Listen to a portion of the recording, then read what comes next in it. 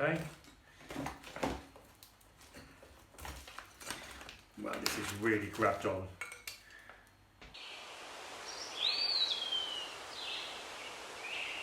Hello everybody and welcome back to my channel. My name is Russell and thank you so much for joining me here today. So today we're going to be talking about the MONSTERA Thai Constellation. This is another variegated plant and you've seen this beauty in my time-lapse video, hopefully. She's just had a new leaf. Here it is. It is an amazing leaf. It's got its first secondary fenestrations. That's the small holes that you see here. They're called secondary fenestrations. These are the first fenestrations which you have the slits. The reason it's called a Swiss cheese plant is because it gets holes like this, looking like a Swiss cheese. Now, this is the 10th leaf that I think that was on the plant. It's actually had 11. Let me just make sure. 1, 2, 3, 4, 5, 6, 7, 8, 9. Okay, 10th. It's actually had 11. It's only lost one leaf during its life, as far as I know. And the first leaf, this is the second leaf. There was one other. And I can put a picture of what it looks like a year ago. I think it was just slightly under a year, but I think it's about a year ago. And doing really well. But as you can see, from, I think you can see that on camera. Let me just make sure you can see that on camera because there's no point in filming if we cannot see that on camera. Yeah. As you can see, there's a large root here and there's all these roots around here, so she really needs repotting. I want to get size on this plant. Now, I would like to try and cut her at some stage, but I don't know if I will because I haven't really got room for 2 MONSTERA Thai constellations, and these plants are very expensive. This is probably worth about £100 a leaf. I'm not selling her. I love her, and it's funny because she wasn't my favourite when I first got her, but I just love that leaf there. She is like most monsteras, except that she very hard to propagate, and that's why she's expensive. She gets root rot really easily, and I'm so careful when I water this plant. I probably underwater her. When I'm done doing my time lapse, I actually notice sometimes the leaves actually wilting because they need watering, and that's when I'll water her. But yeah, I need to dust these leaves. Wow, might give her a shower later on when I water her after repotting. So today, as I say, we're going to repot her in a slightly bigger pot. So let me put this to the side. Now, like most monstera and philodendrons, they love a very aerated soil so that the water rushes through, doesn't stay into the soil, and it flushes out again. They're very prone to root rot. But, you know, some monsteras, they live in water, like this one over here. This is the deliciosa, and I think I've shown you this before. And here we are. Now, I love her in this pot, this glass vase, and she lives in there. She's got a philodendron fuzzy petal in there at the moment, sharing her space. Now, I have thought about repotting her and putting her in a small pot and maybe having her growing down here, so it's keeping it really small. I don't want a huge plant, another big plant in here, because I have about 4, 5 philodendrons that are going to get bigger. So there's no room already for more plants. So I don't really want more bigger cheese plant. I've got one of each. I've got the MONSTERA deliciosa, the MONSTERA alba variegata, and the MONSTERA Thai Constellation. There's others. There's the mint, the aurora. Obviously, I'd love them. I'd love them. But the room doesn't get enough light. My flat, I live in a studio flat. So I have to be, you know, what's the word I'm looking for? I can't think of the word. So yes, that's in water. But let me know what you think. I might just keep it in water. Let it just, you know, it's happy in there. It's doing its thing. It sits on the side. And I just love seeing the roots. So let me put that back. So I'm going to get some soil and I will put the stats of this plant on the side.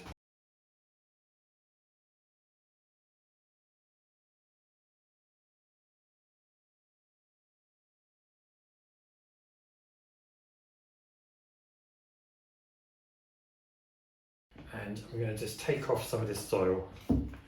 Now she's just had a new leaf.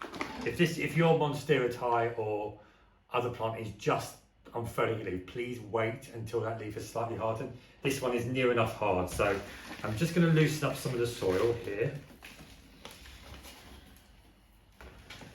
So the roots are starting to come through the bottom. So I'm going to try and just shake the plant, the soil off. Well, this is very root bound, so I really left it a bit too late, but it's been doing so well in this pot I didn't want to move it.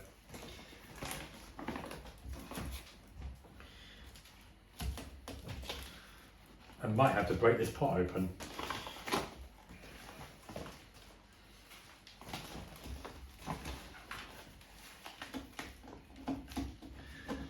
Now I'm probably going to break the pot, okay?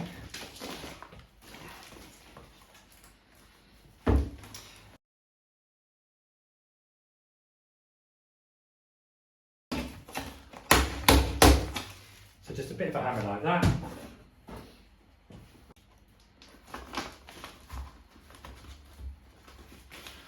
And you can see that it really doesn't want to come out still. And maybe I'll just do the other side gently.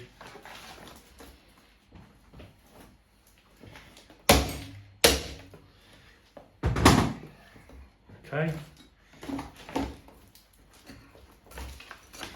Well, this is really grabbed on to. It's got some good roots in here, and you see I can use this because I haven't got any stones to put at the bottom of the pot, so I'm going to use some of these just to keep over the water flow. Just turn it around.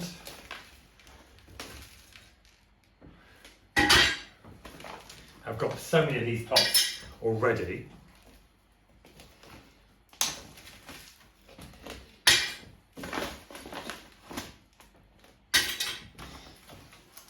But yeah, the plant is worth more than the pot for me, so that's the most important thing. So I'm just going to gently there we go. So as you can see, that's got a really good, well-rooted system. Now I'm just going to take off the pumice that I put at the bottom. Now I did put some excess pumice underneath.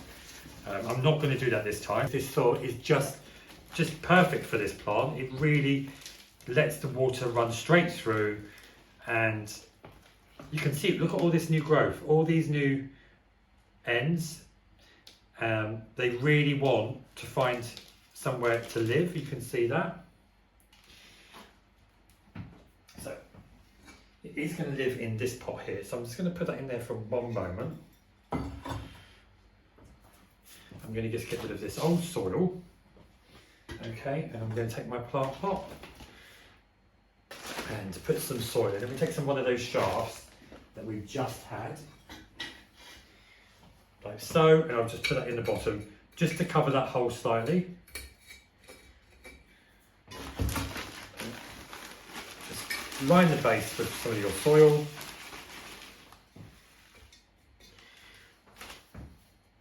And always check your plant, check where it's going to live. Now,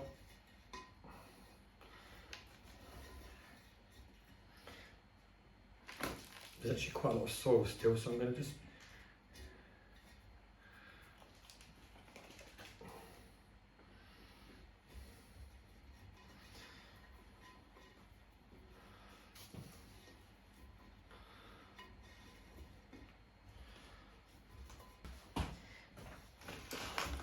so I do want to get this in here as well, but I don't know if I'm going to be able to. So let's just see if I can.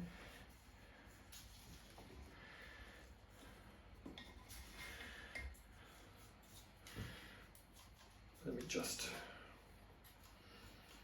So somehow I don't know if I'm going to be able to, because I think it's going to be too high. And this one might just want one of my homemade pots. Yeah, it's not going to work. So what I'm going to do is I want to see if I can just take a little bit more soil off if I can.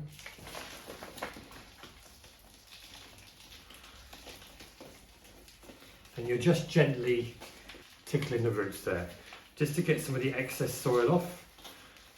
Okay, now I don't want to, as I say, mess this plant around too much. So I've managed to get some of the soil away from here, so that's good. We're going to get some new soil in there. Now, I'm going to try and lean this over.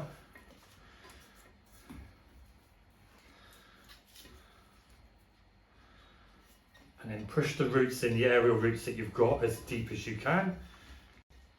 So I'm actually going to lean this slightly over so that the plant actually has a straighter stem, okay?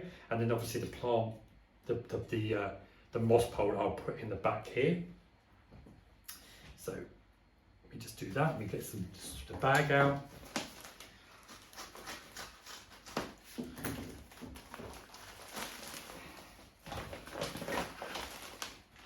Now, you can actually just buy the ingredients, which I'll put up here, the soil that I'm using, separately. I buy them in bags. I live in a studio flat. I haven't got lots of space to have 6 or 7 bags of soil, you know, coco coir, active charcoal, pumice, there's a few other things in there, bark, and just have them in separate bags and then to mix it myself. I mean, I do have a few of the things, and I do add, so I've got some worm castings I tend to add to my plants regularly, because obviously there are some plants here that I won't repotting because I want to keep them quite small, so sometimes they need a bit of feed. I'll put some worm castings on top, and I did that at the end of this last year because I knew that I needed to repot him, and I just knew that I wouldn't get around to it for a while, so I put a few worm castings on the top. So just sprinkle your soil, making sure that you're bring it all the way around.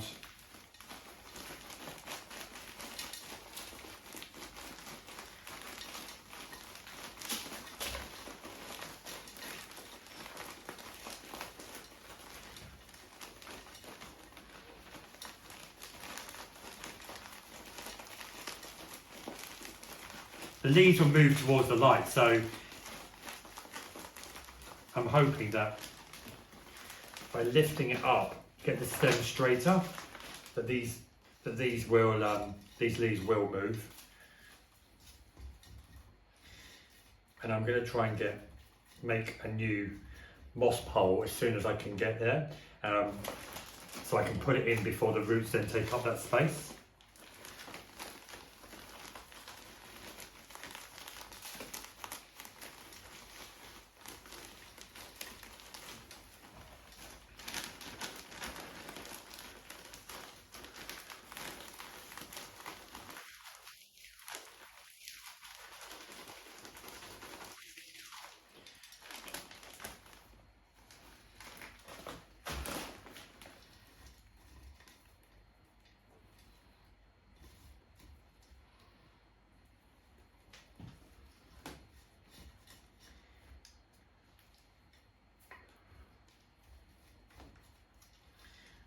I actually do have a moss pole, but it's not a moss pole that I would probably like to use, so I'll probably adapt it. I shall add that another day.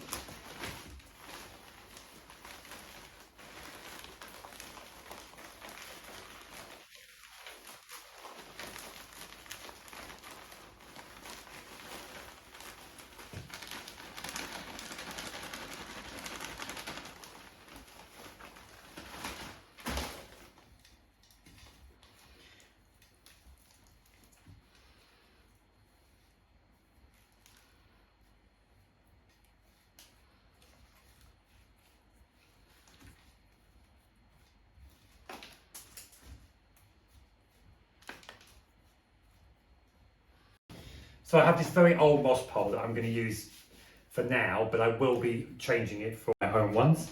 So I'm going to stick that at the back here, and then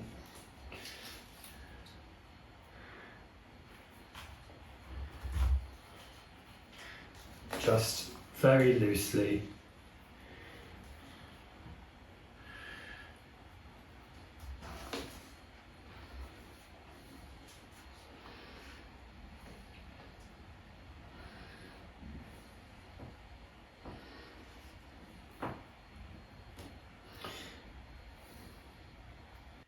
Okay, so here we are. I've repotted this plant. Obviously, it's going to take a little while to adjust. It will lift up this leaf over time. I'm going to give it a good watering off camera. I've put this pole here for now. What I will do is, at some stage, I shall wrap this in netting and so I can extend it with my own moss pole, okay? Water well, leave it to drain. Leave it to drain and then put it back wherever it lives. If you're going to put a dish underneath, make sure your dish has not got water in it left over, because this plant, the MONSTERA Thai Constellation, loves to have root rot. It loves root rot.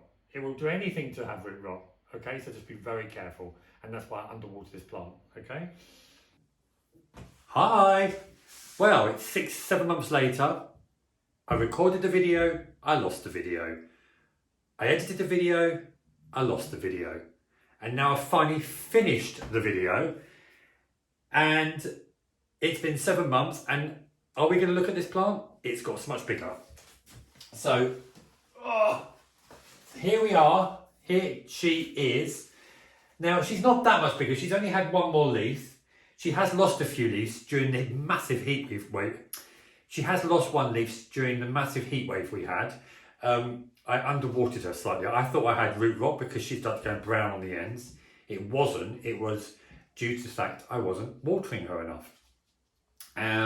As you can see already, she's had a very big new aerial root, which is here. I can't tell if she's already got roots coming out the bottom. So she's doing very well, but she'll probably need to be repotted again next year. Now, as I said, she's only had one new, let me take this leaf out of the way. She's only had one new leaf. This is probably due to a few things. One, my flat tends to be darker in the summer. I have a lot of trees around. So she is under artificial light in the summer.